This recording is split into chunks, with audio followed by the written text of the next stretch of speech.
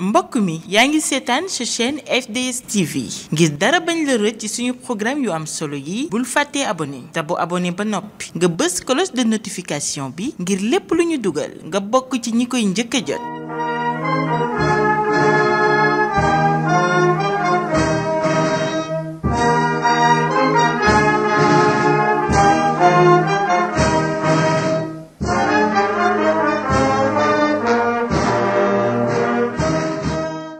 Cheikh Fall Sow di directeur général radio Témoin FM nekk aussi tamit classe 91 ayant servi à l'ENOA l'école nationale des officiers d'actifs de Thiès en 90 de 90 jusqu'à 92 donc tey su nekkee ne dañuy wax ci Moussa Fall mën naa ci wax lu bari parce que Moussa je l'ai connu étant élève 8e promo de l'ENOA. Bon, avec cette promotion même il y a le SEMGA actuel mooy le chef d'état-major général des armées di Mbaye Cissé, il y a aussi le général Philippe Dia, il y a le général aussi Ibrahima Ndiaye ñu koy wax Luc, il y a le général Babou Faye, il y a aussi l'autre là aussi le Gabonais, il y avait Mombo, il y avait l'ancien chef d'état-major, je ne sais pas s'il est toujours là-bas, bu Togo. Et aussi c'est une promotion que je connais extrêmement bien, promotion la bu ma xam boo xam ne ca ba ñuy élève peut-être que am na ñoo xam ne ba ñu xamee Moussa ba mu gradé lañ koy door a xam mais ñun ñi nga xam ne xam nañ ko étant élève mën nañu wax lu bari ci moom peut-être que lu seede yi ñu mën a indi ci Moussa rek ci loo xam ne lu ñu fekk la du lu ñu nettali bien vrai que ne nag léegi bon wax Sénégal xaw na jafe mais quand même dañuy wax ne booy seede na ngay seede te yàlla tax sooy wax it na ngay wax te yàlla tax ndax la ñu wax ne loo bëgg ba mu ëpp dootoo wax dëgg loo bañ mu ëpp it dootoo wax dëgg moo tax ñuy wax sooy waxal te yàlla tax te aussi réew dañuy wax ne boo ci bokkee bokkal ci ña koy ñàkk mais bul bokk ci ña koy ñàggi loolu moom moo tax tey dañ lay féliciter d'abord ci li nga xam ne yaa ngi koy def d'abord parce que d'autant plus que nit ki muy dund nga def témoignage yu moom nga rendre ko hommage moom moo gën nga xaar ba mu génn àdduna ngay door a wax ci moom parce que su boobaa dina am njëriñ mais njëriñ ba mu waroon a am dootu ko amati te yaakaar naa ne kon dañ la war a féliciter yow ci sa bopp yow miy def lii te et puis lan moo tax nga def ko peut-être que général Moussa Fall c'est quelqu'un boo xamante ne ni am na lu mu liggéey ci biir réew mi c'est pourquoi j'ai toujours l'habitude de dire que Sénégal dañuy suul ndaanaan te ndaanaan yi dañ leen di war a génnee ci bépp fu ñu nekk nag ak ku ñu bëre bu mu mënti doon rek nañu leen génnee rawatina ñaar yi nga xam ne ñoom ñoo yoree Sénégal parce que saa su nekk dama koy wax moom mooy que ne tey les forces de défense et de sécurité Sénégal bu nekkee ci stabilité bu nekkee ci paix ñoo tax gannaaw loolu mooy suñu mag ñu baax ñi ñeneen ñi ay complément rek lañu moom mooy que les politiciens ñi nga xam ne yàlla dafa dogal ñuy jiite réew mi suñu borom aussi dogal ñu fal leen ñooñu ay complément lañu mais yore Sénégal lii yore réew adduna bi fii nga xam ne moom la ñu toll te bu dee réew bu mu mënti doon force de défense et de sécurité moom moo ko yore soo leen doolelee di nga dooleel sa sécurité soo leen dooleelul aussi di nga néewal doole sa sécurité c'est pourquoi le général Moussa Fall tey mën naa wax ne ci ñi gënoon a sérieux il faisait partie des élèves officiers les plus sérieux de l'ENOA moom ak toute cette promotion là ñoom Philippe ak ñoom kii discipline lañ leen xamee honnêteté lañ leen xamee te ku ko gën a jub gën koo honnête man gisuma ko parce que je parle par exemple te am na si anecdote yu bare mën naa la koo jox ci général Moussa Fall quand il était à l'ENOA kenn mësu koo gis ci caaxaan kenn mësu koo gis ci ay fo jusqu'à ce qu'on baptise la 8e promo de j'étais là-bas parce qu'il y a le colonel Georges Boissé qui était notre chef de corps. Après le départ de Georges Boissé, il y a eu Amadou Tidiane Dia et j'aimerais bien même ça nga am que il est décédé nga am Amadou Tidiane Dia ki nga xam ne moom moo baptisé la 9 et la 8e promo qui les connaît extrêmement bien et la 10e promo parce que le chef le haut commandant de la gendarmerie actuelle Martin Faye il m'a trouvé à l'ENOA en octobre 91 il est de la 10e promo. Donc ñooñu peut-être que xawma leen comme ni ma xamee Moussa parce que on a fait que 3 mois octobre novembre décembre après je suis parti au 31 décembre donc mais ñoom Moussa dañoo ànd manœuvre yu nekk ànd fu nekk aussi même dernière kii bi ñu ànd c'était avec la 23e BIMA am na anecdote yu ma la si jox yoo xam ne ñeme ma koo wax fii parce que damay ragal ñu tëj ma donc ci moom ak Babou Faye aussi Babou Faye qui est devenu général donc tout récemment moom i tamit nekkoon promo boo xam ne c'était des militaires loolu tax ma ne la jo d'après ni ma gisee nii tax ñuy doxalee j'ai dit un peu plus tard il sera très difficile d'avoir de bons soldats comme on l'a toujours eu comme le Sénégal a toujours eu des soldats parce que moi personnellement on te dit que même ministre jo boo demee ba nga accepter ñu nommer le ministre ñu ne la boo gisee na nga lu la nakari na nga démissionner te tëj ci sa làmmiñ soo demee ba génn na nga tëj sa làmmiñ. C'est pourquoi aussi aujourd'hui ñuy wax ci li nga xam ne moom mooy la grande muette. Quand je vois sur des plateaux de télé et de radio, moi je suis d'accord que tout un chacun défend sa position, c'est pas méchant. Que tout un chacun défend son candidat, c'est pas méchant. Que tout un chacun aussi milite dans n'importe quel parti bu mu ko neex, mais quand même bul dénigrer corps bi nga xam ne moom nga nekkoon, parce que loolu fecc ci kóllëre la. Te moi personnellement man am na yoo xam ne du ma ko def, du ma ko wax, mais dinaa nangul kenn nag position bu mu ci nekk ak foo mënti nekk tamit, mais lii force de défense et de sécurité nañ ko teg de côté, ñu waxtaanee lépp loo xam ne mën na leen a dëgëral, lépp loo xam ne mën na leen a jox martaba ak gëdd ñu waxtaanee ko, parce que moom mooy njëriñu Sénégal. C'est pourquoi bugguma def uniquement sama témoignage ci Moussa Fall que je connais extrêmement bien ci yaruteem, ci loyautéem, ci bëgg dëggam. Tey Moussa bëri na tey ñoo xam ne sanctionné na leen, mais ba léegi tey lañ ko gën a bëgg. Pourquoi? Parce que dañoo xam ne ñoom ba mu leen di sanctionné ñoom dañoo def ñu sanctionné leen. Donc une personne quand elle est fautive et qu'on la sanctionne, elle doit être fière. Loolu mooy intellectuel honnêteté. Mais quand tu vois des gens qui ont fait des conneries ci yenn ci seen wàllu liggéey, ñu sanctionné leen militairement, qui prennent les plateaux de télé et de radio, ah man bu ma leen des conseils dama naan leen juum nañu. Mais bu ñu di doxalee noonu ndax ku nekk mooy juuma, amul ku dul juum, mais njuumte tamit du weesu. Mais ce qui est mauvais mooy am na ko am dafa réer ñu gindi ko, mais am na ko am dafa réer par réereen dafa réer, ignorant que tu es ignorant. C'est un message que je tenais à aussi lancer à travers cette importante émission nga xam ne aussi yaa ngi œuvrer ndax da nga bokk ci ñiy ñàkk Sénégal. Xam nga réew dama wax ne boo ci bokkee bokk ci ña koy ñàkk, mais bul bokk ci ña koy ñàkk yi, parce que li ngay def ni c'est loolu dañ ko war a dooleel. C'est pourquoi j'ai toujours dit nañu dooleel des émissions comme ça, des émissions am day waxtaanee réew mi, day waxtaanee kilifa réew mi, day waxtaanee ndaanaanu réew mi ak ku mu mënti doona. Tey président Diomaye mën na fay jógee bu subaa nga def benn reportage ci président Diomaye, Sonko mën na fay jógee bu subaa nga ñëw def benn reportage ci Sonko, ci li mu fi def ci lu baax, ci li mu fi wax ainsi de suite. Parce que la seule idéologie qui vaille c'est d'être sénégalais. Yeneen yëpp ay jaaxaan la, nañu jël au devant de la scène ñu def Sénégal ci kanam. Donc su ko defee réew mi naat ku ci nekk di nga ci mën a jëriñu ndax dañuy dem bàyyi fi réew mi. C'est pourquoi aujourd'hui Moussa liggéey na fi loo xamante ne je ne dis pas même pas Moussa, parce que il faut noter aussi le commissaire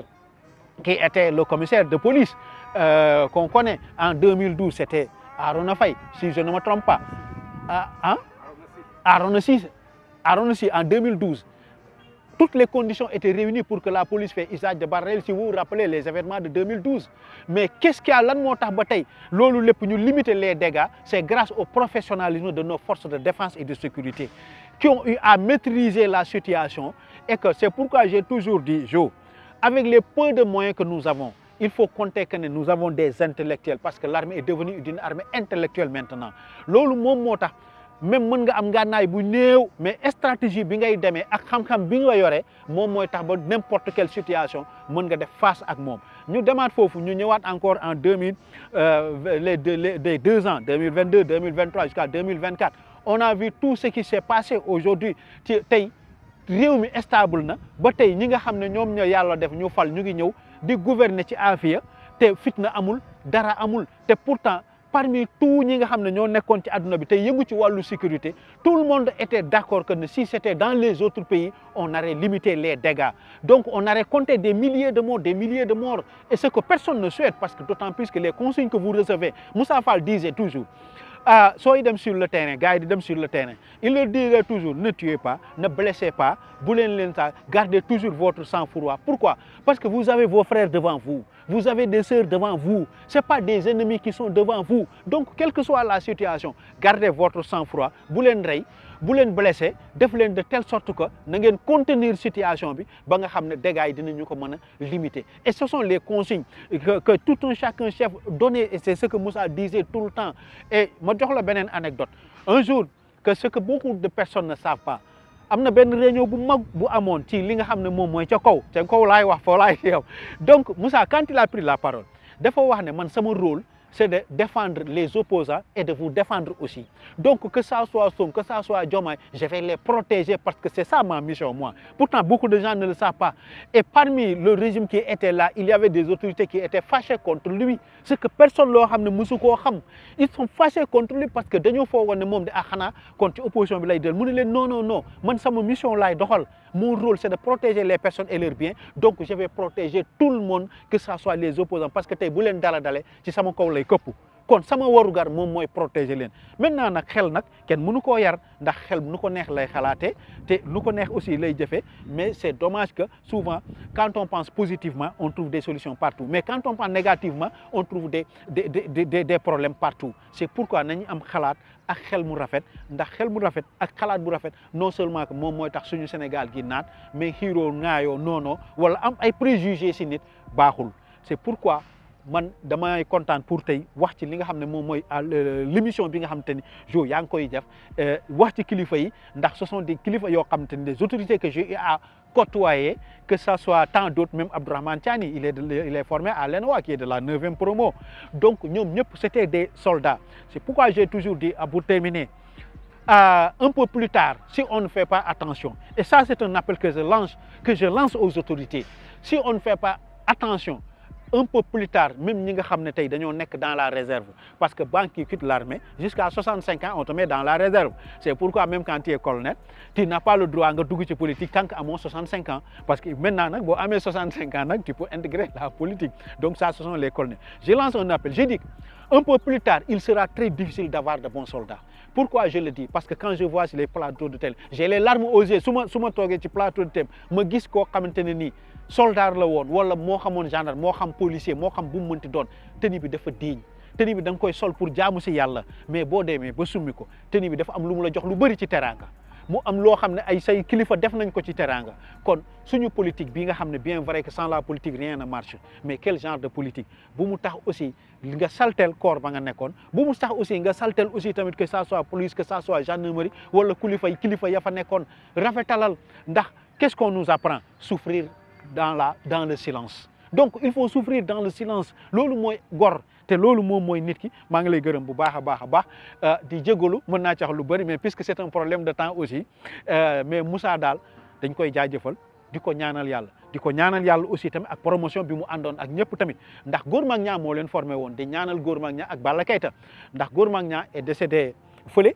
en Casamance lañ ko kii woon il y avait eu Bamba Diouf aussi qui est de la 8e promotion que ñoom Moussa Fall qui a été tué à Guinée-Bissau parce que Gor Mack Niang c'est en Casamance Bamba Diouf c'est à Guinée-Bissau qu'on l'a tué il est de la même promotion que ñoom Moussa qui était une promotion bu ma la waxee leen ñoom Moussa ci seen formation lu gars yu bëri xamul boobu bu appareil amoon wala photo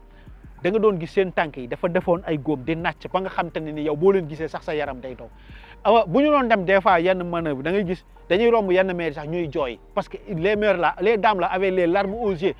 à 50 mètres bu ñu toogee dañuy dégager doo sangu presque doo sol te tellement que c'était extrêmement dur et ce qu'on leur faisait faire là aujourd'hui personne n'ose le faire parce que certains vont me dire que c'est révolu même à Bango il y a un bureau de garnison bi nga xam ne dafay surveiller li nga xam ne moom mooy les manœuvres mais au début ça n'avait pas et am na ci benn jour sax du ma wax corps bi ak kii bi nii mos nañu fa ñëw indi seen kii diplomate ñu ñëw parce que dañ doon wax ne à l'ENOA ce qu'on leur faisait faire là c'est inhumain mais il y avait Jean Boissy qui était là-bas à l'époque qu'est-ce qu'il a dit il les a appelés ñoom ñëpp devant leurs autorités mu ne leen ici on forme des militaires je ne dis même pas des militaires mais des hommes et celui qui ne sent pas capable de tenir il n'a qu'à rentrer donc vous voyez ce sont des gens qui ont carapahuté ce sont des gens qui ont beaucoup donné avant d'arriver à ce stade-là c'est pourquoi ñuy wax cey li mu am cey li mu daj parce que les galons de l'armée là ñi may wax ni xam nañ ko ne se ramassent pas même le caporal bi nga xam ne boobu la mooy am CAT2 dafa carapahuté avant que ngay am CIA le caporal c'est CAT1 le sergent c'est CAT2 avant nga koy am ay B1 B2 dago diplôme d'accession tout ça da ngay carapahuté les diplômes de l'armée ne s'offrent pas c'est pourquoi il faut beaucoup de respect pour nos autorités politiques nos autorités militaires nos autorités yi nga xam te ne ñoom ñoo nekk ci wàllu kilifa diine yi kilifa politique yi kilifa armée bi ñoom ñëpp ñun dañ leen a war a jolloo njukkal te waruñu di dénigrer kenn waruñu di xas kenn ndax xejul ci Sénégal. man la monsieur Omar Loukar nekk un ancien gradé de la gendarmerie nekk de la 24e promotion nekk aussi de la classe 84-2 dugg gendarmerie en 1987 tey jii nag am honneur jàkkaarloo ak waa Focus Défense Sécurité pour témoigner ci un homme émérite, valeureux, plein de vertus, un homme qui a consacré toute sa vie pour l'État du Sénégal, pour la République, pour l'armée. Cet homme est le général Moussa Fall. mun naa wax lu bëri nag ci moom ndax nekkul loo xam ne lu abstrait lu concret la dama ko fréquenté dund ak moom pendant 10 ans ba ni muy duggee gendarmerie ci sama kanam la nekk sous-lieutenant ba ni nekkee colonel ma dem retraite bàyyi ko fa on a cheminé ensemble ndaxte dama def par exemple plus de 10 ans ñu affecté ma à Tamba mu xëy benn jour oo ma téléphone ne ma mais Lukaar yow ça va ma ne ko ça va mu ne ma mais toi là yow yaay kat yow ba ku ma laajte rek ne damaa bëgg élément bu ma yóbbu section recherche ñu ne ma jëlal Lukaar lan la qu'est-ce qui se passe ma ne ko dara xewut bon peut-être ñooñu dañ maa bëgg rek mais y a plus méritant que moi mu ne ma je vais te muter à la SR ma ne ko non doy na man bëgguma parce que man mënu maa liggéey ak yow mu ne ma ay arrête toi tu es militaire du wax bëgguma waaw que tu le veuilles ou pas waaw attends la note d'ici 15 heures 15 heures moins 20 sama commandant brigade oo ma ne ma tu es muté à la SR bon mu xawoon ma nag dépaysé parce que vu rigueur bi muy liggéey ak man ni ma meloon non sincèrement pour man maag moom duñ nekk te dàqu ma ndax amul kenn koo xam ne nekkoon nga ci temps yo biir gendarmerie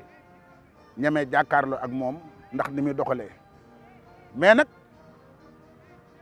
après l'avoir fréquenté laa soog a xam kan la mu métti ma à la SR ma war a jógee Tamba ma ne ko non man actuellement sama famille dañuy jàng fii te mënu maa dem bàyyi leen fi mu ne ma tu restes là-bas kon comme élément de groupe opérationnel ma nekk fa comme gosse yor surveillance toute la région am sama bureau sama kër chaque fin du mois mu di ma accompagner ma jox ko fa nag loo xam ne lii doy na ko sëkk far yàlla def résultat élèves gradés yi génn ma jàll mu indi ma au niveau de la SR bi ma indee au niveau de la SR ma def fa ay 2 jours mu ne ma non tu vas renforcer la Dakar Recherche ma dem Dakar Recherche j'ai fait 2 mois après entrer à l'école ñëw ma dem à l'école bi ma demee à l'école fekk am na loo xam ne doon naa ko topp foofu muy benn groupe boo xam ne groupe boobu dañ doon taal réew mi di jaxase réew mi di escroquer ay ponkal ndax ay attache président la yoroon ba mu demee ma di ko topp ba jox ko résultat yëpp dem à l'école li lay wan ne nit la ba mu demee ba nga xam ne ñoom dañ leen war a arrêté man mii la yónnee dafa commandant école ne ko libère-moi Lukaar mu libéré ma delluwaat ñëw fekk ko section recherche mu ne ma mu jël benn élément GIGN boole ma ak moom ne ma tu vas lii sa liggéeyal demal jàppi leen ma dem jàppi leen indi leen muy nit koo xam ne dafa am loyauté ci chefam nit ku armé d'un amour ardent pour la patrie qui a une volonté de servir utilement son pays qui respecte les lois et les règlements qui a la confiance en ses chefs et ses camarades qui a un sentiment de dignité professionnelle qui a une valeur propre de soldat dont le rôle est capital au sein de la nation yàlla na ko yàlla fay. li ma ci mën a seete mooy sama bopp parce que seede moom booy seede tàmbali ci sa bopp parce que man nee naa damaa cheminé ak moom def ay résultats nag bu nekk au niveau de la SR ndax bi ma génne école daf maa delloo section recherche ma def ay résultats muy ànd ak man di liggéey ci liggéey bi parce que mënoon na wax ne maay commandé section recherche su guddee damay tëdd nelaw ndax samay élément ngi tey mais tant que bi ngi yoon ay élémentaire am moom il est à l'écoute ba bër set man dañoo waxtaan maa ngi moom ba ay 3 heures du matin mu naa ma defal lii ma ne ko loolu du ma ko def lii laay def yow yaa ngi sa kër yaa ngi tëdd man maa ngi ci terrain bi et c'est le terrain qui commande mais après même étant chez lui da ngay xam ne kii lim lay wax rek après moom mooy am dëgg gi moom dafa am un don lu ko yàlla may la ci foofu nag dafa toog benn jour mu ooma ma ñëw mu ne ma kaay dugg ma oo waa rassembler section bi yëpp ne voilà le meilleur élément de la SR gërëm ma félicité ma waaw vraiment dugal ma bureau yëkkati xaalisam may ma ne ma il faut continuer sur cette lancée ñu dawal 2 mois sama benn promotionnaire am problème mu ak benn commerçant bu commerçant ba doon ko porter plainte ma xam ne bi mu ñëw bu commerçant yi ñëwee section recherche dama soxla Moussa ma laaj ne ma lii ak lii moo ma indi ma ne ko doo ëpp loolu ëpp naa def parce que kooku sama promotionnaire te borom njaboot la te bu àggee ci Moussa da koy dàq bàyyil ma gérer ko 3 millions la woon waa ji fay 1 million 500 yëkkat waat 500 000 jox ma mu des 1 million waa ji ne du laal 500 000 ñaari chèque la ko joxoon bu nekk 1 million 500 mu mujj affaire bi seet mu dem ci Moussa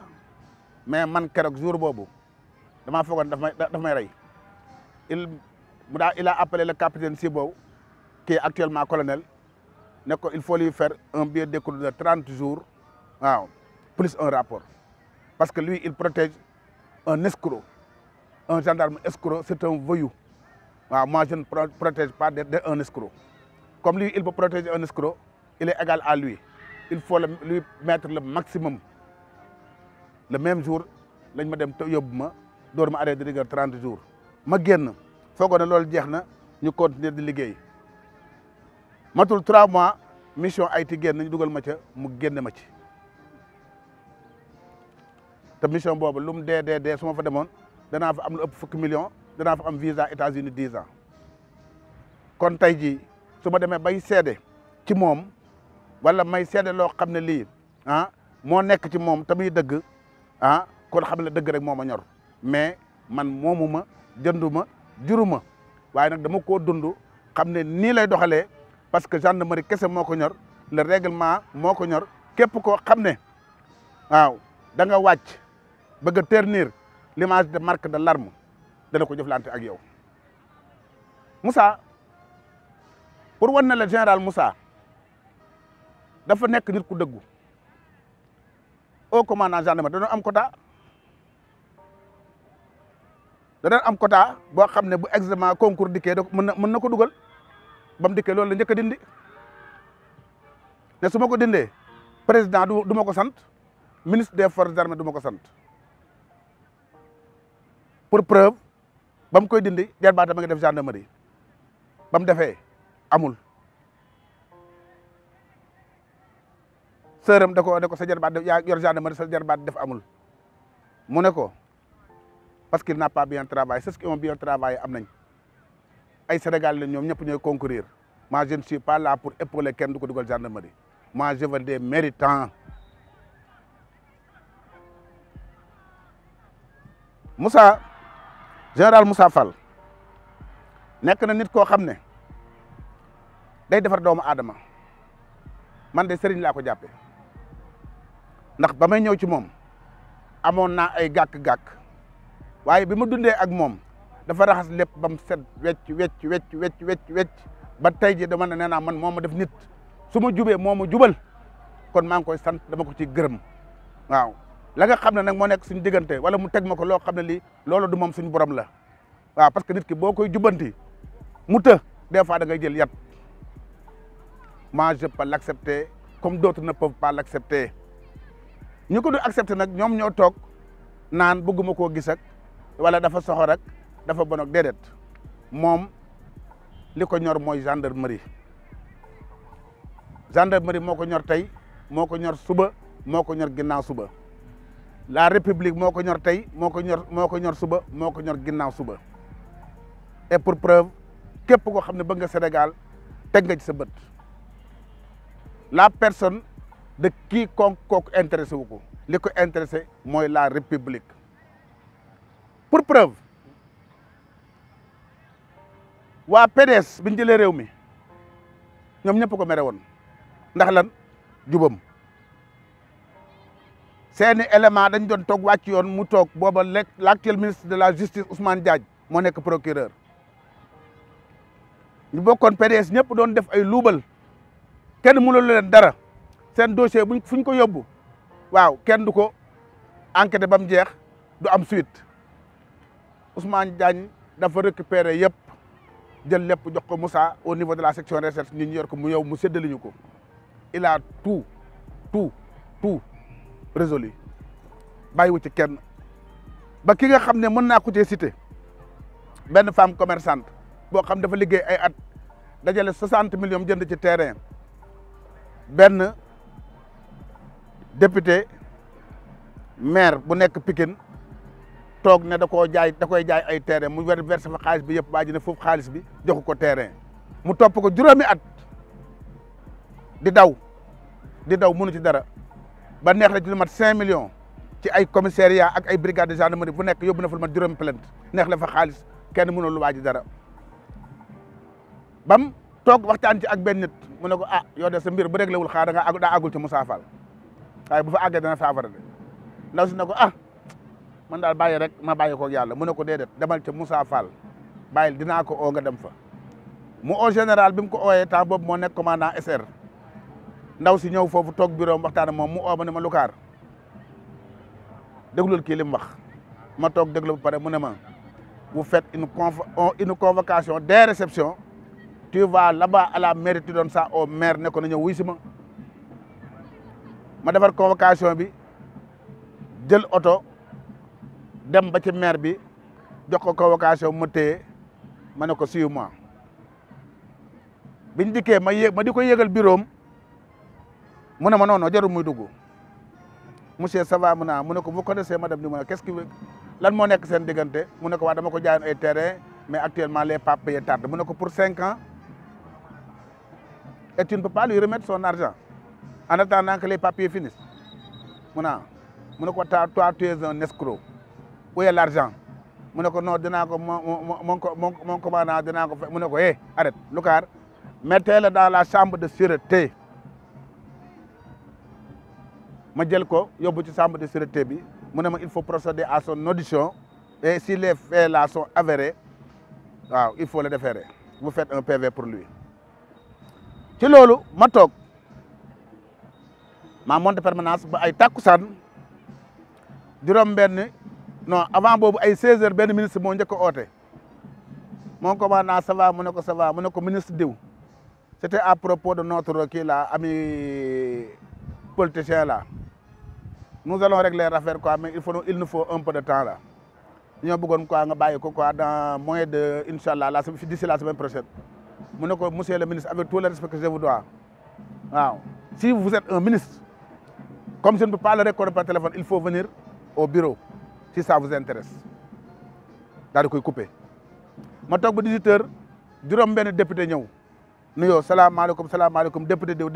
honorable député may leen woy ñu ne ma dañoo soxla woon seen kii commandant Moussa Fall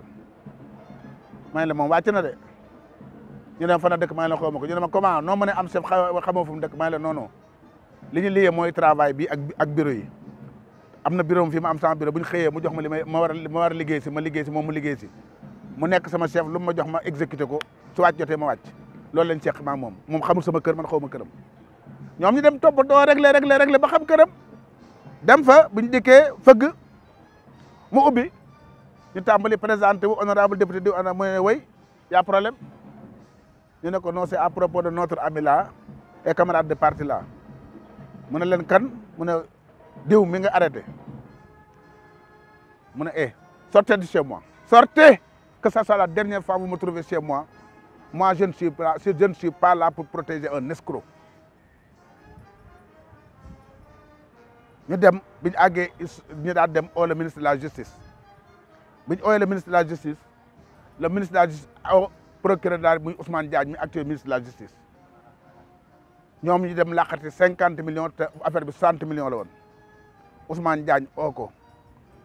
ne ko Moussa les politiciens sont passés voir mu ne ko bon vraiment moi je suis actuellement dama jaxasoo sax ndax actuellement je suis sous pression le gars là il faut le relaxer donc ils vont amener les 50 millions et le lundi ils vont compléter 10 millions les 10 millions restants mu ne ko monsieur le procureur avec tout le respect que je vous dois non man kii su ma ko bàyyi du ma nelaw comme ci yow la jëm si yow xaaral bu dikkee nga bàyyi ko noonu la doxalee ba gars yi dem ba ci Abdoulaye ne ko kii da lay xeex fekk xeexu leen il a rendu aux Sénégalais il a rendu aux Sénégalais lambda leur dignité waaw parce que moom lépp lu mu bañ mooy injustice mu ñàkk boppam nag lool sax ndax mënoo di doxal lenn li ba pare di def lenn li boo waxee mu ne ma Lukaar yow da ngay juum ma ne ko waaw mu ne ma ndax sa chef bu la santee da ngay juum ma ne ko ah mu ne ma dafa am lu ma la santoon foo ci toll ma ne ko dama ko fàtte woon mu ne ma ah da ngay fàtte tamit ah mu ne ma man Moussa Fall jomb naa fàtte sama chef su ma santee sama agenda laay jël comme ça yu ma toogee sama bureau damay ñëw référé wu ci jour bi lan laa war a def su ma nee su ma ubbee dama ci teg sama bët xam ne lii waroon naa ko def bu mu amati il faut chercher un agenda daal di tudd ne ma am benn nga ni ma may la mu ooma appel téléphonique fekk ma wàcc nekk sama kër jotuma mu ooma ba sonn jotuma ma xëy liggéey si mu ne ma kaay mu ne ma ñëwal bureau ma ñëw bureau mu ne ma téléphone ngi ni pisa gi nii waaw bii yow yaa ko moom su ma la ci ooy mën naa la bañ a jot waaye bii moom bu ma lay oo naa la jot sinon je vais te punir téléphone booba mosul fay ndax xam naa ko dégg nga bu loolu weesoo mu dem ba yàlla def ko mu nekk au comme jeune mu oo ma téléphone ne ma Lukaar ça va ma ne ko ça va mon général ma ne ko gis nga félicite pourtant je vous ai envoyé toutes mes félicitations là mu ne ma way j'ai vu ça mais toi tu es où ma ne ko moi je suis à Diamaguène mu ne ma ah comme actuellement on m'a nommé au comme jeune quoi ñëwal nga jàpp ci liggéey bi ma ne ko mais man nan laa jàpp ci liggéey moi je suis à la retraite waaw te yow xam nga ne ban liggéey bi nan laa ci mën a jàppee mënu maa def loo xam ne lii yow xamoo ko mu ne ma yaa ma mën fopp gendarme du retraité ñëwal nga jàpp ci liggéey bi ci doon laa continuer ak moom ci suñuy relation vraiment durant tout temps bi mu taxaw ak confiance bi ma accordé waaw ma nekk sama kër su ma gisee loo xam ne day yàq réew mi wala day kii ma oo ko wala ma envoyé ko message ne ko lii ak lii ak lii et toujours il en prend acte kooku da lay déglu nit ku lay déglu la ba actuellement dañ duggee ba ay 2021 ba 2024 lépp loo xam ne lii rek am na ci ay xew-xew vraiment waxtaan nañ ci ak moom te it oo naa ko ne ko dama bëgg nga recevoir ma mu ne ma ñëwal ma ne ko kañ laay ñëw il m'a envoyé un message à vers 23h40 ne ma tu veux me rencontrer ma ne ko oui mu ne ma il faut venir demain ma ne ko à quelle heure mu ne ma le plus tôt serait le mieux ma ne ko donnez-moi une heure moi je suis militaire mu ne il faut venir à 7h ma ne ko 7h mu ne ma oui 7h parce que moi à 6h30 je suis au bureau man 7h moins le quart fekk na ma sur place ma ñëw fekk chef secrétaire am taxaw ci bunt bi ne ma yow laa doon xaar ma dugg bi ma duggee mu jóg jox ma loxo daal dina ma toogal ma toog ma ne ko waa yow mon général lan ngay daw bay xëy si heure bi mais c'est ça mon problème man non mën a recevoir ay 7h moins le quart lan ngay daw fii au comme jeune ñi fi nekkoon yëpp dañuy toog ba 9h ñu escorté leen à moto ñu ñëw seen bureau mu ne ma répété ma ne ko au comme jeune yi la fi jiitu yëpp laa la wax dañuy toog ba 9h ñu ñëw seen bureau ñu escorté leen mu ne ma mais du nekk Moussa Fall mii man sama ngor mayuma may commandé ay doomu aadama ñu may njëkk a xëy man sama ngor mayuma loolu si je vais à 9h ma ñëw fekk fi rapport koo xam ne dafa tardé ñëw xëy si na 8h est-ce que kooku man sama dignité ak sama ngor war na maa may ma di ko punir koo xam ne moo ma njëkk a xëy man sama ngor nag moo ma mayul may commandé ay doomu aadama ñu may njëkk a xëy ma ne ko ah vraiment loolu day li nga wax tamit dëgg la quoi man nangul naa la ko ñu nekk ci loolu ba benn jour affaire yi gën a yëngatu dëkk bi gën a yëngatu ma ñëwaat mu recevoir ma ma ne ko waa coow li bëri na yow l'actuel PM là muy Ousmane Sonko loo nar ci moom mu ne ma mais yow moom xam nga ma man la personne de Ousmane Sonko wala keneen wala Macky Sall intéressé wu ma man ce qui m'intéresse c'est la République. Y a le pouvoir y a l'opposition ci seen digg laa war a taxaw du ma bàyyi ñii di dal ci kaw ñii mais du ma bàyyi aussi ñii di dal ci kaw ñii du ma bàyyi aussi ñii yàq li ñuy defar parce que l'intérêt du Sénégal y va je n'ai rien contre Ousmane Sonko et pour preuve Ousmane Sonko war na jóge fi dem Matam les gens du pouvoir recruter ay nit yoo xam ne ñu bon lañ fi Dakar ñu dem di ko xaari Matam avant muy egg si Matam jàpp naa ñëpp dugal leen sàmm sûreté mu ne ma Ousmane Sonko bi muy jógee Casamance di ñëw ne day delloo justice président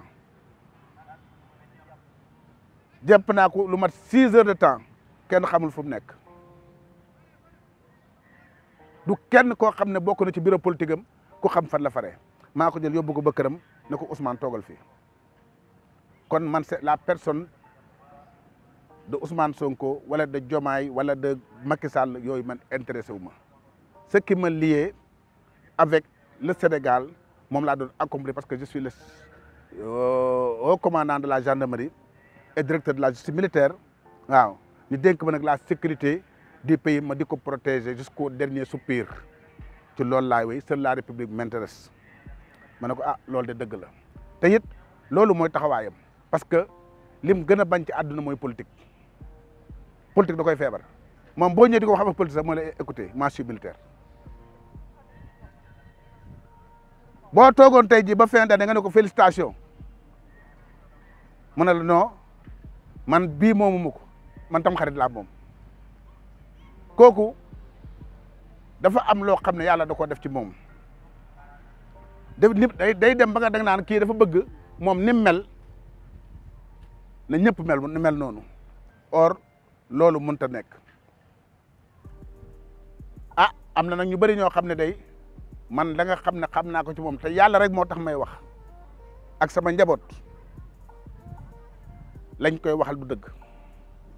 tuuma yi ñu teg ci moom dara du ci dëgg Moussa général Moussa xalaatul jël réew parce que ba ko nit ooyee di ko wax ci affaire réew ne ma écoutez les militaires là nous les militaires boo leen ñu bàyyee ñu jël réew mi civil dootuñu jot te man Moussa Fall xalaatuma def li nga lu yées loo xam ne lii waaw samay prédécesseur waaw defuñu ko fi dañoo defar Sénégal ba mu baax teg ko ci samay loxo dinaa ko téye ba mu set wecc raxas ko ba mu set wecc teg ko ci nu mu gën a sellee teg ko ci yeneen loxo noonu la nekkee ba président Diomaye ñu dem élection moom ci boppam mu gagné bi mu gagné ñu nekk ñëpp di tergiverser gagné naa gagnéwul à minuit moins la au président Macky Sall ne ko le président Diomaye a remporté les élections moi je lui envoie de la sécurité mu ne ko bon c'est sûr mu ne ko way mu ne ko qu'est-ce qu'il faut faire mu ne ko bon je prends le commandant du GIGN ak ay éléments ñu dem sécuriser ko et c'est ce qu'il a fait ba ni muy prêter serment aussi il a mis tous les moyens de sécurité waaw ak lépp loo xam ne aussi mooy bégal waaw fanfare beeg l'escadron monté GIGN la LGI et tout ce que la gendarmerie avait yóbbu ko defaral bis bi rafet waaw mu gunge ko ba jam ñaajo jëlee ko fi indaat ko dugal ko biir palais waaw daal di koy rendre les honneurs daal di gunge président Macky Sall ba ni mu jëlee avion dem yoonam kon donc kooku su leen waxee ne réew mi la république rek moo ko ñor nit ñi war nañ koo mën a gëm et amul état d'âme ak kenn c'est un homme sincère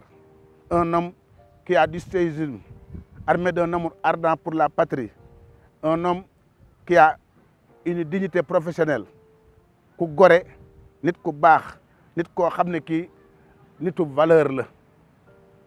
la ndax ni mu amee rigueur ci liggéeyam noonu la amee waaw di social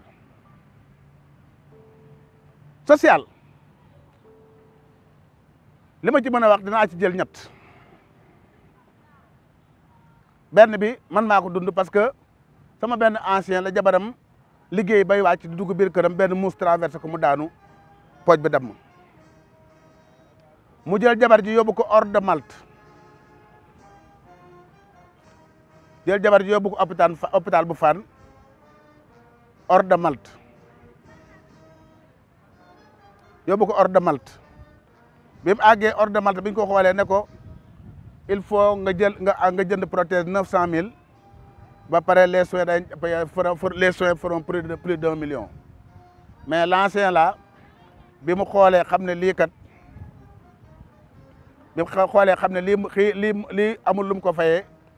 il a fait recours au général en passant par moi bi ma ooyee dama sama jabar dafa damm daa war a dem faju ji ma ne ko non il faut appeler le général mu ne ma non dama bëgg a jaaree ko dama ko bëgg a jaaree ci yow ma ne ko envoie-moi tout ce qui est dossier médical de la dame mu yónnee ma ko ma envoyé ma transféré ko général bi boole ci benn vocal ma toog 48 heures mu oo ma daal ne ma mais Lucas l'ancien là son épouse là elle va bien ma ne ko man de ba ma envoyé affaire laa ci gëj a dégg dara mu ne ma tu as son numéro ma ne il faut m'envoyer son numéro ma envoyé ko numéro mu toogaat tout daal di may rappel daal di may mais ñi dañ may fonto wala moi je les kii yónnee naa leen ay këyit pour koo xam daa war a faju ñu di ko téye 48 heures defuñ ci dara j'ai demandé à l'AG de venir tout de suite là njëkk da ko yónnee 100 000 ne ko jëlal taxi nga ñëw fekk ma fële bi AG bi ñëwee moom ci boppam nee na mi ngi fekk aide de camp mu taxaw mu daal di ne ko yow la diw mu ne waaw mu ne ko général bi yow lay xaar dafa ñëw mu gàtt nu ko génne 1 million de francs ne ko lii sama xaalis daf maa ñàkk daf maa leew domm maa jënd prothèse madame bi ndax sama soxna la daal di ne ko demal service social ñu collé le un gendarme ñu collé ko un gendarme ngeen ñu dem hors de Malte Fann bi ñu àggee ci kees gi di fay la dame la mu ne ancien mu ne ko depuis barki dem ba léegi ñu ngi lay déglu foo nekkoon mu ne ko noonu amoon li ma fayee gisoo gendarme bii ma àndal général sax moo ma boole ak moom quoi ñoom gendarmerie moo ko mujj fay mu ne ko nga ne kan moo ko fay mu ne ko général Moussa Fall ndaw si ne ko cey sama kees gi su mu noon a wax ay kooku li mu fi def ci lu baax Sénégal ñoo mën a yàq doomu aadama boobu weesu beneen exemple bi mooy dafa am benn ancien retraité boo xam ne këram da koo tabaxoon mu jékki-jékki am fissure boo xam ne ba kër gi moo doon bëgg a daanu seen kaw mais faute de moyen mënutoon a génn kër ga benn gendarme moo fa jaar gis ko ñëw daal di koy siffler ne ko mon général kii de këram gi da nga daanu seen kaw mais moom ci boppam mu ne ko fan la dëkk ba expliqué ko mu ne ko bon il faut passer ce soir là état général moo jël otom dawal ko dem ba xool lépp ba gisal ba teg ci bëtam waaw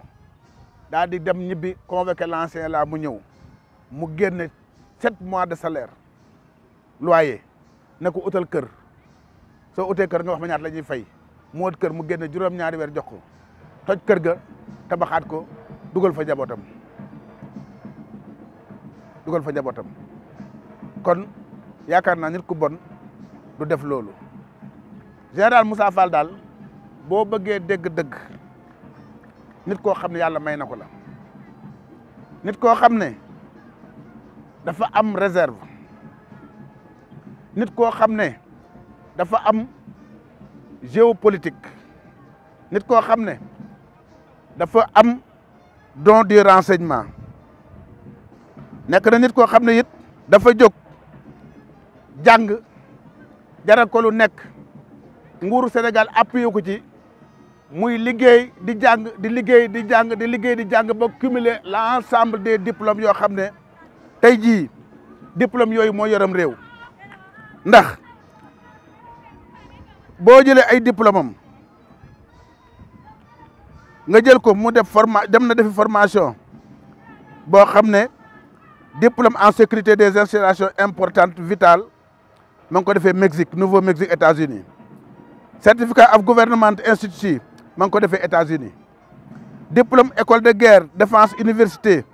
nationale ma ngi ko defee États-Unis diplôme de cours d'analyse et du renseignement tactique Ottawa Canada, diplôme d'études dans les domaines du terrorisme et de la sécurité Georges Marshall Center Garnisch la ko defee Allemagne, maîtrise des études de sécurité stratégique, lutte contre le terrorisme, la guérilla, le blanchiment d'argent sale, le financement du terrorisme Washington États-Unis. Kooku du nit ku ñu sàggane daal. Même bu fekkoon tey ji c'est un mal nécessaire, ñoom les autorités du pays doivent utiliser son savoir parce que actuellement le Sénégal n'est pas en sécurité, parce que it boo xoolee lépp loo géostratégiquement lépp lu ñu wër mi ngi tàkk te nous ne sommes pas en reste. Moi j'exhorte les autorités, maa ngi leen di oo kën nañ bañ a topp waxi nit ñi, ñoom kenn ëpp leen renseignement. Am nañ un général boo xam ne gendarmerie la nekkoon, am nañ un général boo xam ne armée la nekkoon mi ngi ci ministre lañu, am nañ monsieur Ousmane Diagne ministre de l'intérieur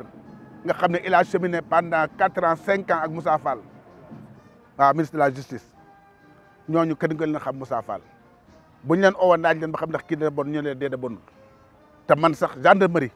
laa gisul officier bu fa jaar ba nekk général bon, ndax même bu ñuy defee maintien de l'ordre man de la ma fa nekk lépp mosuma dégg ku ne ba ne àgg tiire leen, rawatina Moussa Fall. Bu ñuy génn xamal mu lay wax doom ngeen di fekk, papa yaay jarbaat jigéen ngeen di fekk. Faites tout pour coono bi yëpp wàcc seen kaw, mais fexeel ba bu leen gaañ. Nit ku am humanisme ak humanité mooy Moussa Fall. Pour preuve bureau dañ ko climatiser, su xëyee ci bureau day dugg climatiser ba ngoon du fay, mais dafa au chauffeur yi nga xam ne ñooy yóbbu éléments yi check point yi, alerte sur roue yi, mu ne ku ma fa fekk oto ba fay, éléments yi nekk ci biir oto bi nekk ci tàngoor dinaa la punir. Man du ma nekk ci clim samay éléments nekk ci tàngoor. Ba pare organiser cuisine boo xam ne heure lekk bu jot day oto yi dañuy daw jaar ci poste yëpp jox la ñu lekk. Seeni per jom kenn ñemetu koo sànq, kenn ñemewu koo laal. Seeni per jom quotidien dañ koy jot kenn du leen sànq. Mu toog mu ne bëggatuma gis gendarme bu sol tenue bu xotteeku, ku nekk ñooñu date 4 tenues. Bëggatuma gis oto boo xam ne oto bu panne la, waaw jël gis ngeen oto gendarmerie yëpp yu bees la. Et pour preuve défilé bi ñu fi def fii Moussa Fall a honoré la gendarmerie. Général Moussa Fall gàcce ngalaama, pour 2 ans et quelques la fi toog, il a construit 17 unités, rénové la gendarmerie. Gendarmerie dafa demoon bay luye état-major, mu tabax état-major boo xam ne kenn mënu la koo wax. Keroog président Macky Sall bi nga xam ne moom lañ invité woon dafa ñëw di ko xool ba ci kanam mu ne ko tu es un très bon soldat. Tabax cybercriminalité baa nga ne bâtiment bi taxaw àggagul, waaw te xam naa général Martin dina ko àggale. Ki lay wan ne nit la, jour bi ko président Diomaye ooyee mu ñëw pale ñu waxtaan ak moom mu ne ko li may dégg neexuma te vraiment su ma sañoon nga dem toog bàyyi affaire yi nga dem toog noppalu. Tu as fait li nga waroon def. Léegi damaa bëgg nga proposer ma kenn. Lan la ko tontu mais monsieur le président xanaa su ma la proposer keneen ku dul sama adjoint bii ma tànnoon teg ko ci sama wet nga jéppi ma. Man maa tànnoon Martin muy sama adjoint, waaw il a servi avec loyauté et dévouement, waaw su may quitté waaw moom laa lay proposer. Yow nag vous avez le dernier mot, soo ko jëlee moo ma gënal, boo ko jëlul xamal ne awma lu ma gënal. Mu ne ko donc on prend Martin. Ci la ooyee téléphone général Martin de ko waxal au commandement bi bu ñu dem nañ ma xaar. Il a quitté la présidence ñëw Médina ne leen kat dama ñëw pour tàggoo ak yéen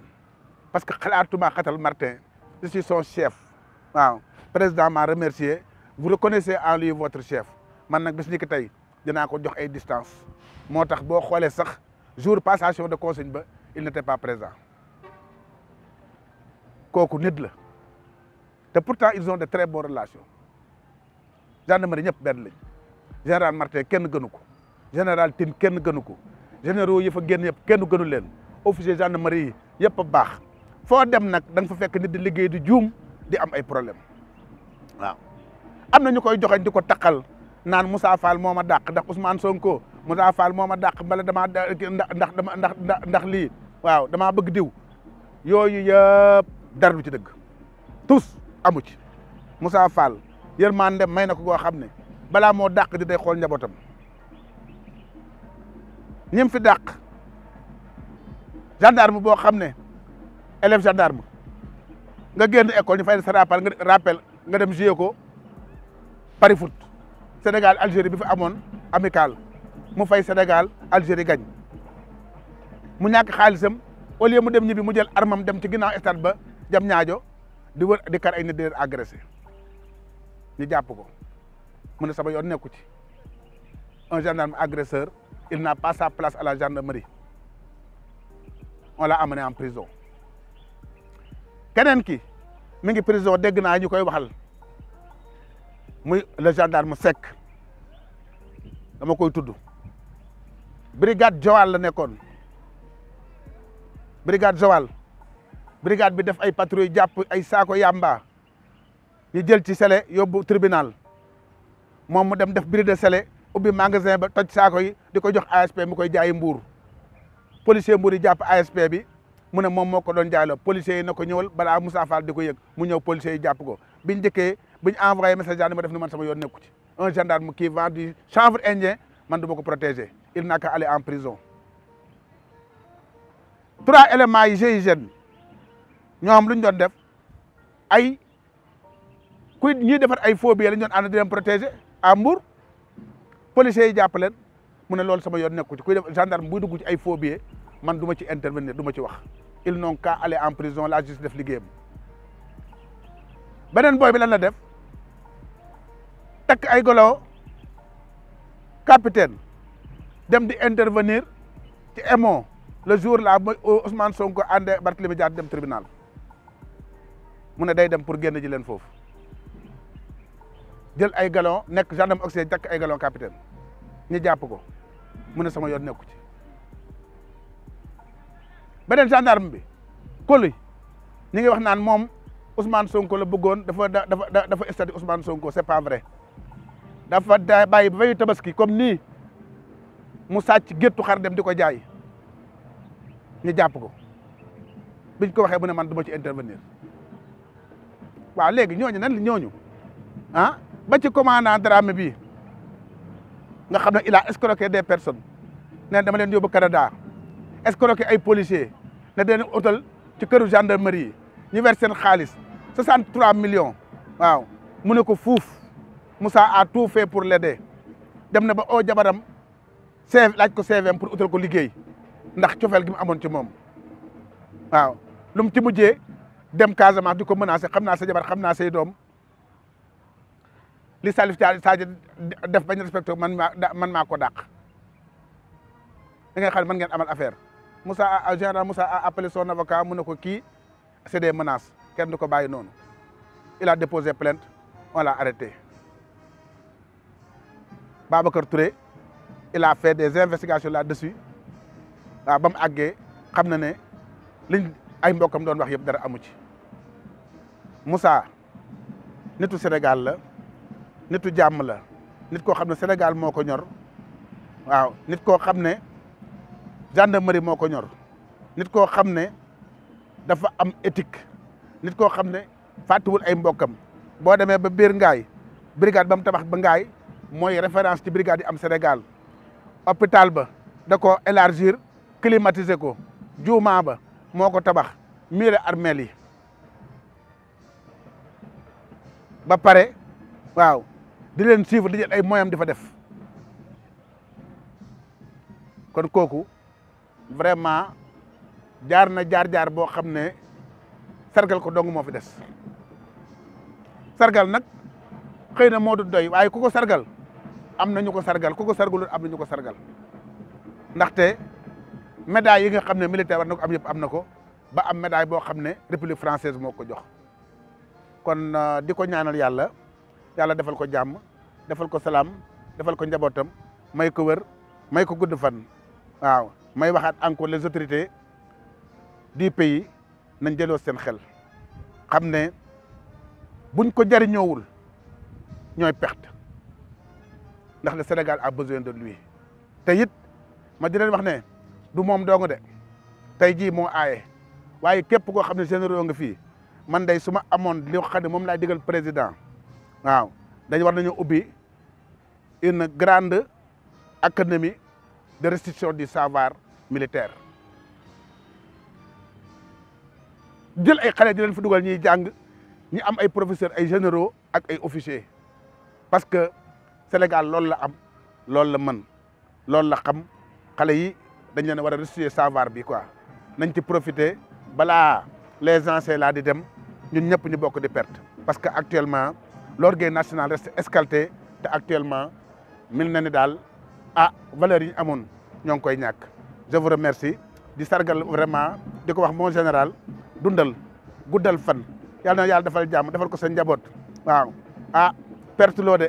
li ñu la doon rëccu wuñ la it ndax tey jii bu Sénégal ne tekk c'est grâce à vous. asalaamaaleykum waa FDS TV man la nag le gendarme Mamadou Ndour Faye en retraite tey nag damaa ñëw fii ndeysaan ci nga xamee ne mooy le général de corps d'armée Moussa Fall dugg nag dans la deuxième section ci loolu nag ma ñëw nag maanaam di ko sargal di ko màggal di def ay témoignages yi nga xam ne moom la def durant ci carrière am loolu nag laa bëggoon a ñëw partager ko ak ñëpp rek ñi nga xam ne ñoo fi nekk ak sénégalais yi ak mbooloo mi yëpp quoi ci général de corps d'armée boobu di Moussa Fall kon nag te moom pour wax ci moom tamit lu yomb la parce que kenn la koo xam ne vraiment bi mu ñëwee fii gendarmerie fii la ma fekk waaw parce que mi ngi ñëw gendarmerie vers les années 94 waaw bi mu ñëwee nag dañ ko yóbbu ci école gendarmerie bi fa la ñëw nag di former ay élèves gendarmes bi mu paree ci élèves gendarmes yooyu ndeysaan ñu boole ko ñu génnaat ñëw yóbbu leen fële ci LGI LGI boobu nag mu nekkoon également da doon dem toujours par 6 mois ñu dem Casamance di dellu si ci relève yooyu kooku ba mu ñëw nag ba def échelon yëpp ñëw taxaw mu wax ci moom nag yomb na te lii nga xam ne moom laay wax ci moom sama collègue yi nga xam ne ñoo nekkoon ak man gendarmerie ñëpp xam nañ loolu te tout grade nag confondu xam nga kuy général Moussa Fall parce que depuis jeune lieutenant la ñëwee gendarmerie te ni mu meloon depuis jeune lieutenant ba tey ba nekk tey au commandant de la gendarmerie noonu la melaat ba tey kon le général Moussa Fall damay wax ne moom kenn la rek kenn la koo xam ne nii ku yéeme la ku yéeme parce que damay wax moom ñaari extrémité rigueur liggéey ba pare social aussi foncièrement social kooku mooy général Moussa Fall ci liggéey bi ñëpp gendarmerie xamal nañ ko dañ ko wutaloo sax tur ndax mën a liggéey bi mooy liñ koy wutal turam mooy Cheikh Ibra Fall ku ñu dem ba lay wax naan la Cheikh Ibra Fall gendarme bi di la wax Cheikh Ibra c'est parce que sa taxawaayu liggéey bi rek moo tax ñu lay wax loolu kooku tamit noonu la mel te ay kilifaam tamit ràññee nañ ko ci loolu personnel bi tamit ràññee nañ ko ci loolu moom ku kenn la ci liggéey bi da ciy dem ba jeex ba pare nag xarañ ci am ci ay mayu yàlla sax lay wax parce que général Moussa Fall li nga xam ne sax moom la ñuy wax mooy la gendarmerie type la gendarmerie type mooy enquête investigation ak renseignement ñett yooyu ñoo ëmb gendarmerie waaw enquête investigation ak renseignement moo yore gendarmerie ñett yooyu la am ñett yooyu nag moom la boole muy fooram te kilifaam yi nga xam ne ñoo ko mas a commandé depuis temps Wali Faye dañuy wax sax yenn saa yi ndeysaan général Moussa Fall moo indiwaat général Wali Faye te général Wali Faye taxawaayam ñëpp xam nañ ko oui la gendarmerie était respectée ak rigueur moom mooy nii jub yow gendarme bi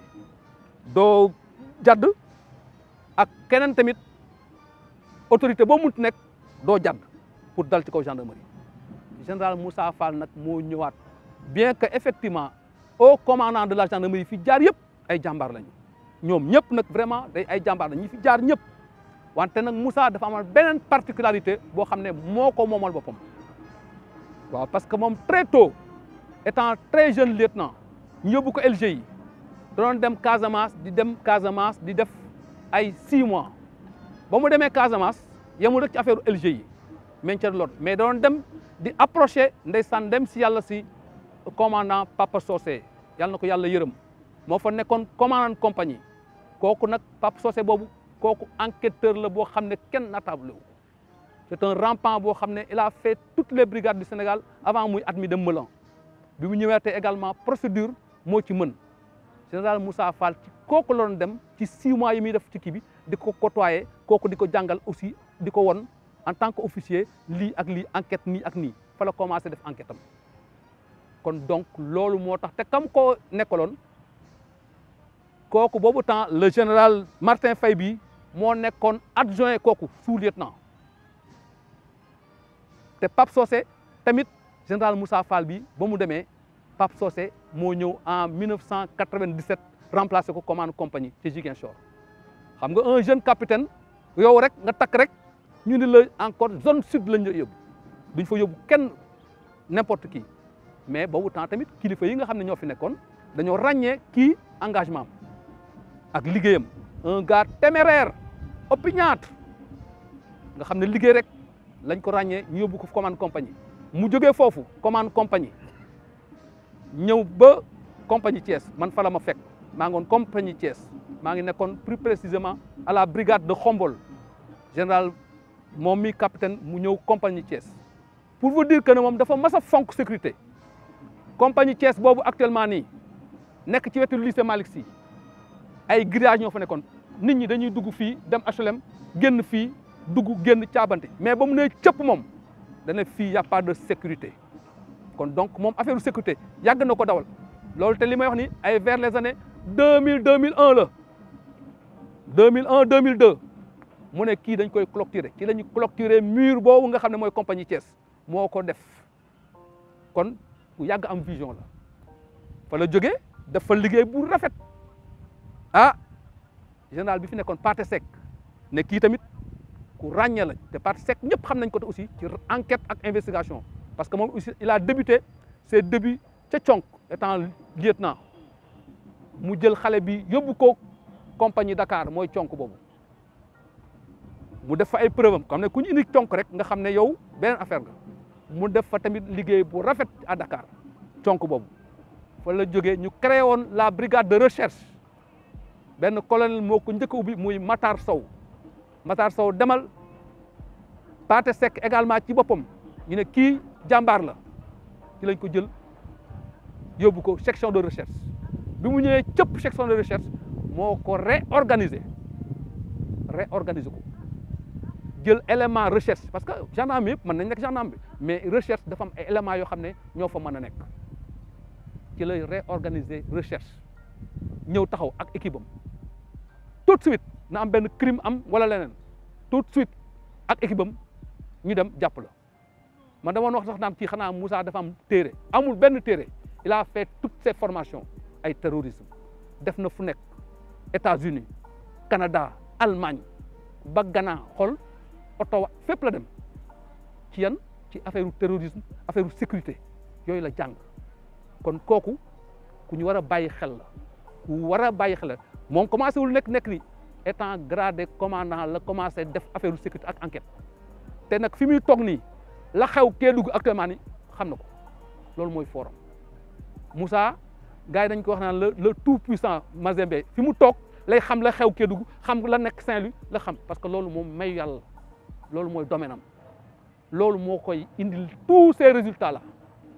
kon kooku ñëpp xamante nañu ñun ñëpp xamante nañu gendarmerie kon Moussa loolu moo tax mu yàgg GT ba mu jógee recherche ñu yóbbu ko encore commandant légion Dakar yëpp légion yi Dakar moo koy res lépp ci xarañ liggéeyam fa la ñëw ba Macky Sall gagné élection yi général Ablaye Fall ñu laaj ko kan moo war a mën a dem gouverneur palais mu ne jël leen Moussa lan luñ ko désigné ci liggéeyam rek sécurité moo tax mu dem foofu palais la nekkaat tamit di liggéey ba jógee fi ñu nommé ko général mu ñëw fi ñu ko njëkk a indi dafa waroon dem groupement GM mais dañ ko tëbal ñëw indi directement Moussa Fall gendarmerie territoriale parce que kooku affaire enquête la jaarul fële de comment cat la dafa waroon cat la ñëwaat ñëw mais moom directement da ñëw dugg fa ñuy joxe enquête fa la ko yoree toute la gendarmerie te nag moom kenn la koo xam ne ku jub mi ngi noonu Moussa xàmmewul janj ak joor ni mu lay traité ni muy traité moom ñi ko supérieur ak ñi mu supérieur ak ñi nga xam ne ñoom ñooy subordonné la même chose nii la mel moom dafa yaakaar ne dafa mës a am vision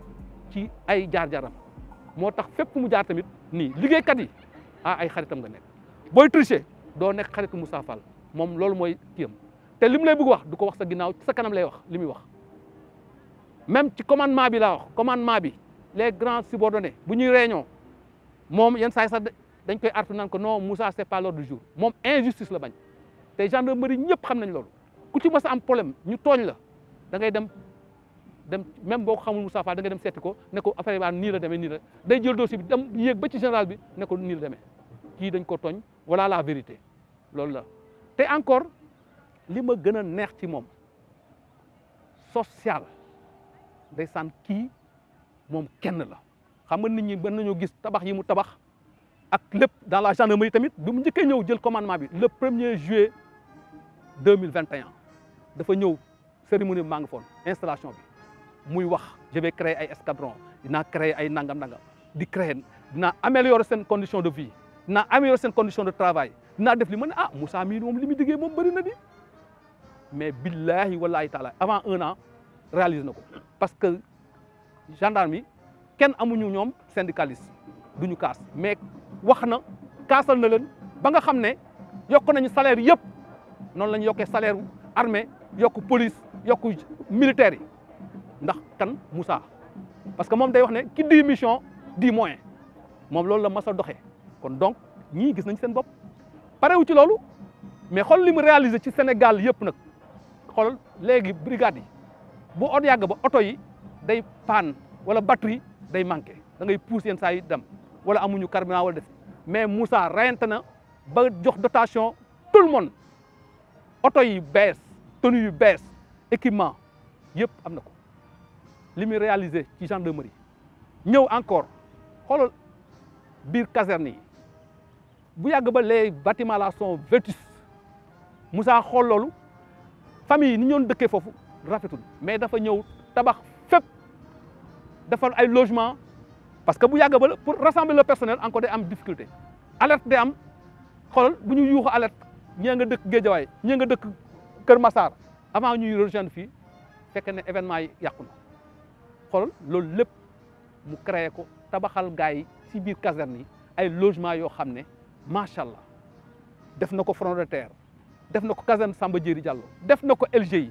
en plus LGI def na fa benn centre médical boo xam ne bu am solo parce que léegi waa Fass Mbao Sicap Mbao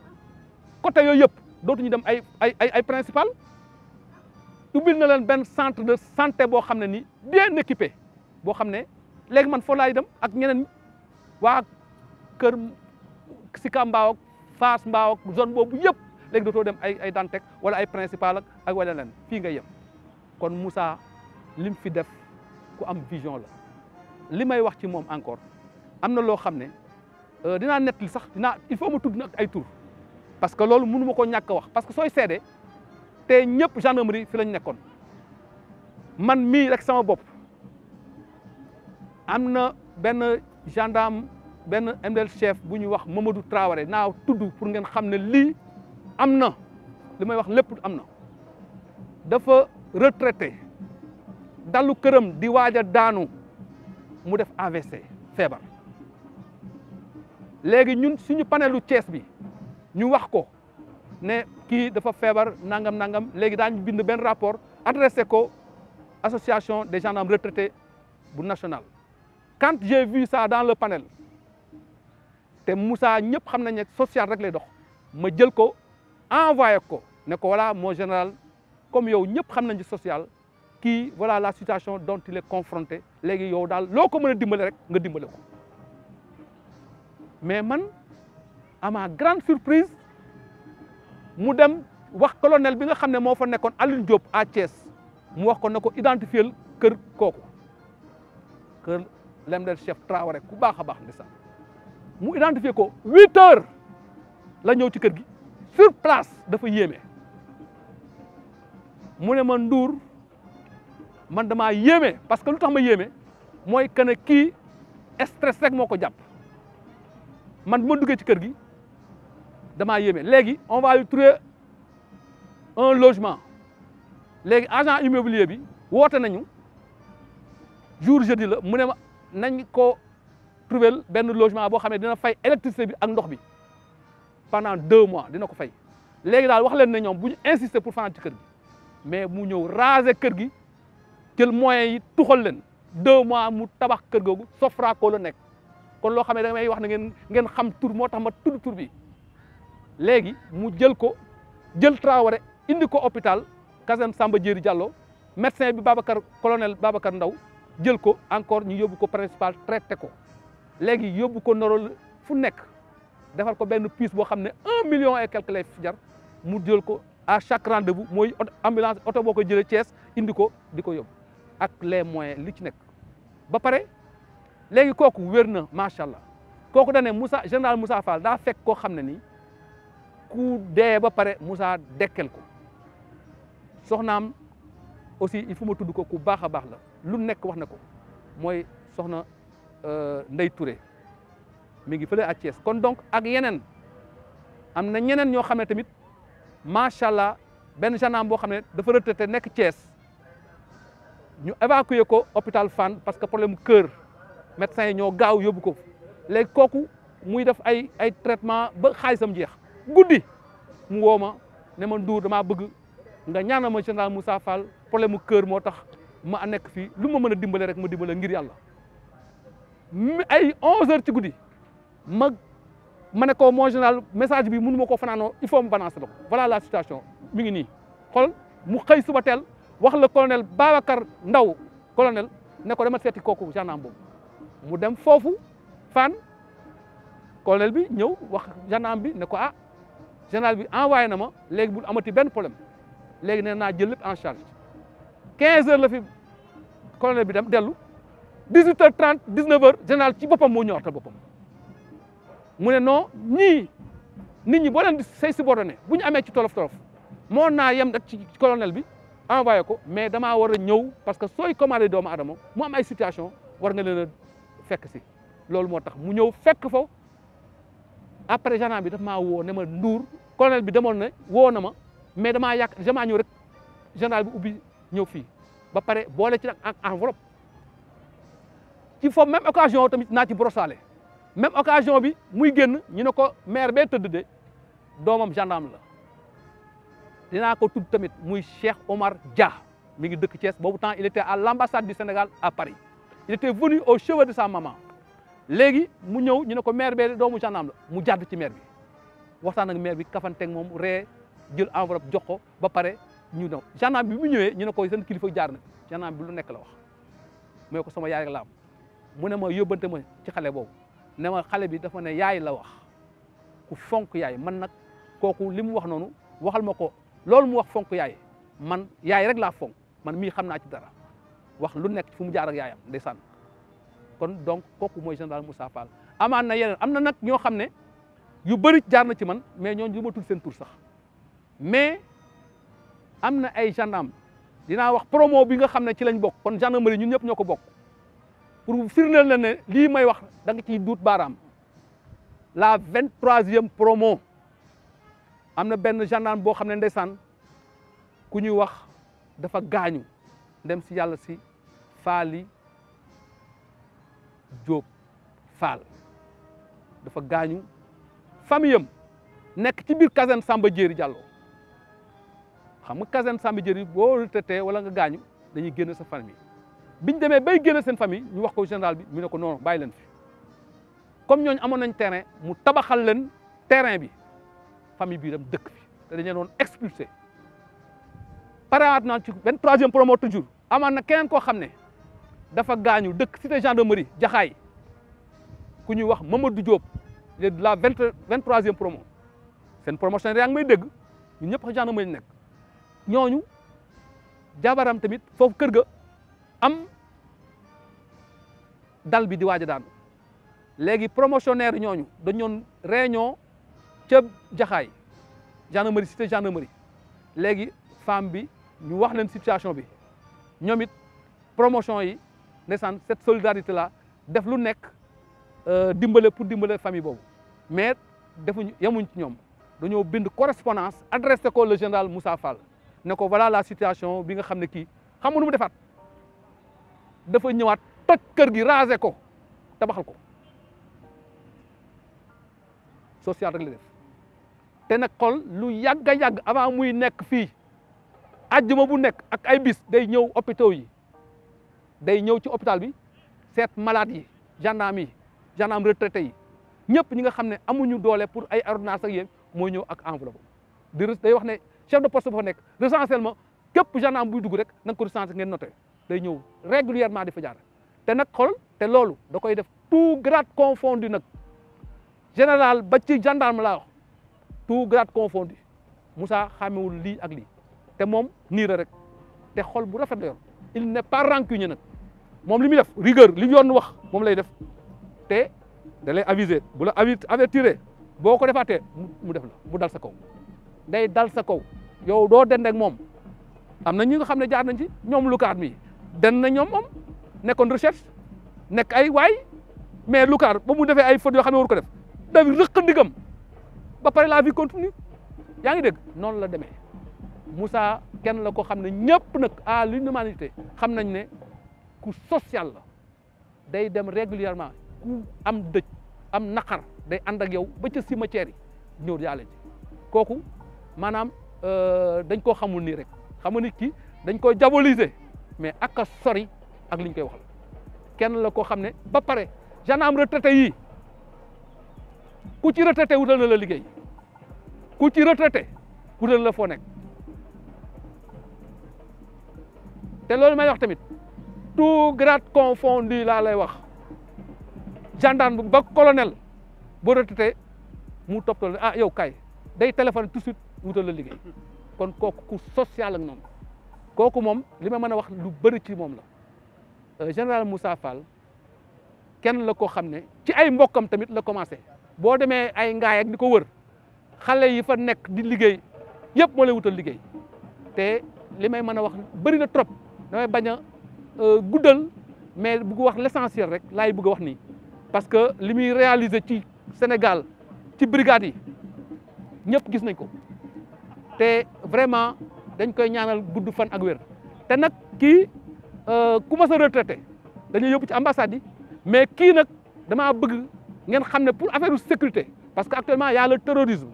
xool situation réew mi actuellement nii kii damaa bëgg ñu bàyyi ko fii ci Sénégal jox ko poste yoo xam ne pour la sécurité nañ ko xoolal loolu parce que ñu Sénégal actuellement nii soxla nañu parce que fii de dëkk bi l'insécurité boo ñëwee ay Kidira côté yooyu secteur boobu jóge ay Mali gaa yi ngi jóge fa la ñëw te comme moom loolu rek la jàng loolu la xam damaa bëgg nag maa ngi ñaan invité le gouvernement produit bii nga xam ne sécurité rek la xam moom la ak renseignement ak kii ngeen diima seet bàyyi ko fii ci Sénégal au lieu que ñu ko yóbbu ay ambassade comme ñeneen ñi jaru ko dañ ko bàyyi fii ci Sénégal dinaa ñëw nag dinaa remercier waale ay ñi nga xam ne damaa defoon ak ñoom liggéey ñoo xam ne tamit dañ maa marqué ci sama kii dinaa citer le colonel Djibril Ba parce que man le colonel Djibril Ba moo ma formé à l'école de gendarmerie en 1978-79 mu nekkoon un jeune lieutenant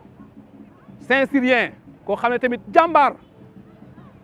koo xam ne ñun sama promotionnaire yi am na ñoo xam ne ñoo mag le colonel Djibril Ba mais moom it dafa ñëw ak benn style ñëw nekk ak ñun formation bu baax a baax gendarmerie loolu la def ci ñun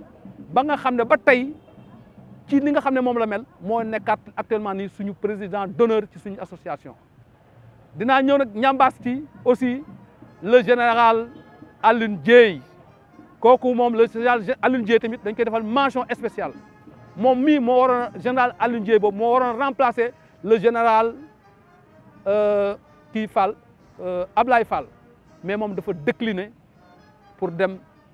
ci affaire aviation yi parce que moo nekkoon haute autorité de l'aéroport koo xam ne tamit ndeysaan moom kenn la koo xam ne benn melo la koo xam ne yow gendarme auxiliaire yi sax ba ci keneen ku ñëw daf lay jox cër ñëpp ko bëgg moom it du ma mën a pare tamit di mën a xoolaat ak ñeneen ñoo xam ne ñëpp samay xarit lañu le général Meïssa Niang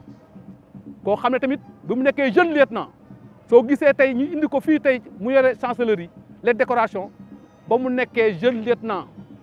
ci foofu la nekk dañ ko teel ràññee di ko indi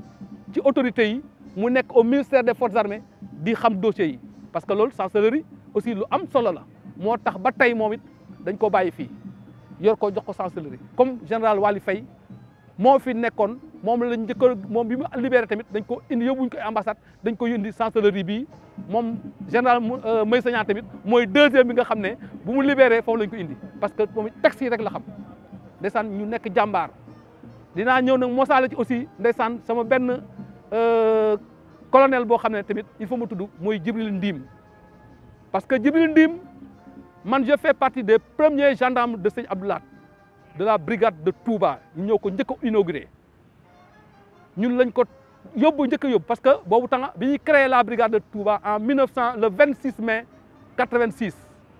dañoo dem fu région bu nekk nga nañ tànn ay gendarmes yu war a dem Touba man mii ci laa bokkoon ma jógee nag ca brigade Tivaouane brigade Touba kon man Tivaouane Touba kon léegi kooku tamit dinaa ko nuyu le colonel Djibril Ndim moom moo ñëwoon bi ñuy amee foofu 3 mois mu am benn tolof benn militaire bu doon ziare mu amoon fa tolof ñu kii te li indi Ndim mu nekk officier coordinateur nekk un jeune lieutenant moom it jóge woon conk moom it ku jàmbaar a ngi noonu ca Touba ñëpp xam nañ ko liggéey bu rafet la fa def moom it aussi il faut ma mentionner ko di gërëm ñëpp di sant ñëpp di wax ñëpp dinaa waxaat nag amaan na encore ay gendarme yoo xam ne ñoo ko bàyyi Diouf adjudant chef la moom it dafa nekkoon koo xam ne ni dafa jëndoon kër fële ci Caaroy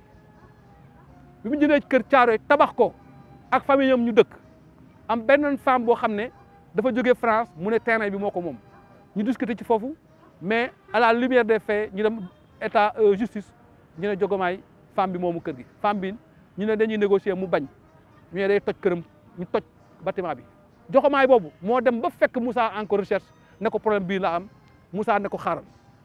Moussa moo jël dossier am yóbbu ko ba ci général bi ne ko situation xale bi kenn du ko seetaan ah yóbbu ko mission en Côte d'Ivoire foofu mission yi yu baax la ci lañ ko yóbbu ci la amee kër encore tabaxaat këram kon Moussa yi muy dimbale ci doomu aadama dafa bëri. am naa sama benn xarit boo xam ne un ami naa tudd turam mooy Aos lañ ko wax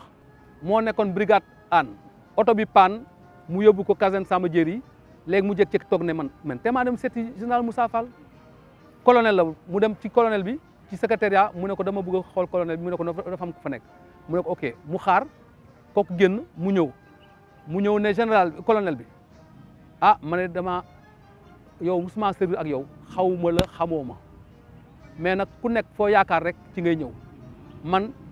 damay dem retraite 2011 te aw ma kër mais am naa terrain ñàkk kër gi nag du sàggante njaboot gi rek te daal noonu la jëlee ay référence am toppatoo ko dans la semaine mu wat yóbbu ko Congo ci la dem ñëwaat kon kooku dañ koy gërëm di ko sant général Martin Faye bi nag nga xam ne nekk na ñaari yoon adjoint général Moussa Fall fële ca Casamance en 97 ak fii nga xam ne en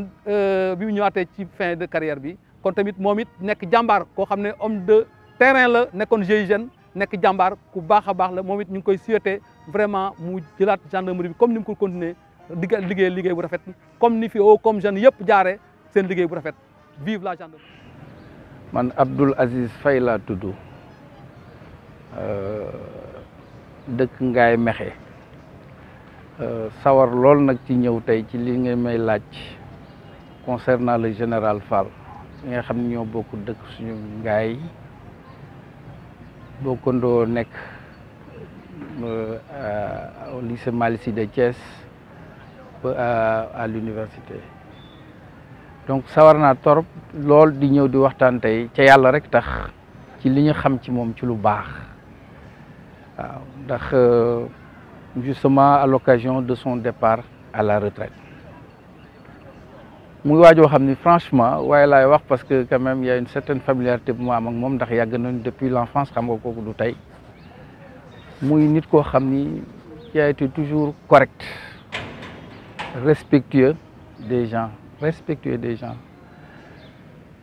très réservé nag xam naa c'est ce qui préservait un peu de sa nature de soldat parce que Moussa il a été toujours vraiment quelqu'un rigoureux bariwul ay coow caaxaan ay yooyu non bariwul woon très jeune bokkul ci affaire yooyu bon donc Malick Sy la ñu bon on a fait Ngaye Mékhé donc ensemble Malick Sy on s'est retrouvé mu nekk ku jàpp njàmburam daal kenn mosu ko dégg ci benn affaire boo xam ni vraiment boo ñëwee di nga ko yedd wala nga wax ko dara daal. On s'est retrouvé à l'université de Dakar aussi où on a fait ensemble la maîtrise parce que man ak moom bi muy nekk ENAA di ñëw di jàng si bon bi mu doon ñëw droit lañ doon jàng ñëw on se retrouvait souvent au niveau du hall de l'université di waxtaan mais li ma xam ci moom daal de façon générale mooy nit ku jàpp njàmburam la nit ku respectueux la comme je l'ai tantôt dit des personnes ak ku fonk mbokk la aussi quoi bon loolu nag du bett kenn parce que je crois que aussi il est issu d'une famille boo xam ni ñu baax lañu ñoo xam ni vraiment au Sénégal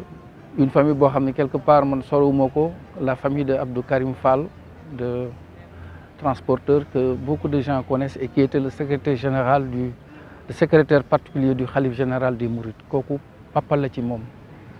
ci famille boobu la jógee muy famille bu baax boo xam ne tamit vraiment lu yàgg lu baax rek lañ leen mës a xamee donc Moussa bu melee ni mu mel ci liñ koy seedeel ci lu ko nit ñi yàgg mën a seedeel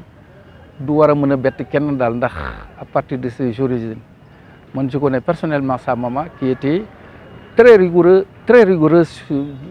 ci strict dans sa façon d'éduquer et c'est peut-être ce qui ressort dans le caractère strict et sérieux de Moussa parce que sa mère ne pardonnait rien dafa nekk c'était une femme rigoureuse boo xam ni vraiment ñi ko xam ñëpp xam nañ ni du woon neexul woon si je peux l'appeler ainsi neexul woon nekkal ndax rek nekk koo xam ni xam nga tàng tuuti daal bon dans le sens positif aussi quoi parce que xam nga nit ki mën nga xam nga Moussa vraiment comme j'ai tantôt dit aussi nit ku baax la daal vraiment nit ku baax koo xam ni kenn mënul wax en tout cas le temps bi ñu nekk à partir de lycée Malick Sy ba université Dakar ni nga koy xamee mooy nit koo xam ni ku jàpp njàmburam du tooñ moom xam naa du ko def parce que ça c'est un caractère vraiment qui est ancré en lui depuis le tendre enfance waaw ba mu nekkee xale la nekk ni mu mel daal tey mën nga jàpp ni booy xool changement barewu ci ak na mu meloon démb waaw ci jàpp njàmburam réservé du tooñ xam nga nekk koo xam ni aussi de commerce très facile c'est-à-dire nit ñi moom vraiment le respect qu'il doit il te le doit bu la waree ñëpp la boole jox respect amul kenn koo xam ni di am na yow ak yow xaar ma yàlla en tout cas man vraiment je l'ai pas connu comme un homme d'histoire non man Moussa mosuma ko xam ci affaire yooyu ci jàpp njàmburam daal laa ko gën a mën a xamee waaw ba tax na man tey vraiment kontaan naa ci lii nga xam ni mu néew mu bare ca ma koy seede ci yàlla rek tax parce que tamit gannaaw mbokk gi aussi dañu mbokk diine gi moo am quoi ca dañu wax ci diine ni nit boo xamee ci lu baax ci moom ca mu dem ba toll foo xam ni tey jii dañ koy sargal ci kaw il est parti à la retraite lu baax li nga xam ci moom nga wax ko waaye franchement son parcours aussi bon je crois que ñëpp dégg nañ ko c'est un parcours exemplaire fu mu mës a jaar il a marqué ses empreintes ba tax na wax ci moom lu yomb lay ci moom lu yomb lay doon daal ndax nit ku baax la franchement gars yi aussi man sax xam naa peut-être je serais très mal placé de le dire parce que man léegi Ngaye dëkkuma fa mais quand même li mu fa def xam nañ ko tamit parce que dañuy wax naan olof day wax ni demuma gànnaar waaye xam naa la ñu reeree comme Ngaye laa je suis originaire de Ngaye bon sama kër nekkuma fa dëkkuma fa léegi je ne réside plus à Ngaye mais xam naa la mu fa def yëpp daal il y a peut-être des gens beaucoup plus indiqués pour wax ci loolu waaye li ma ci xam man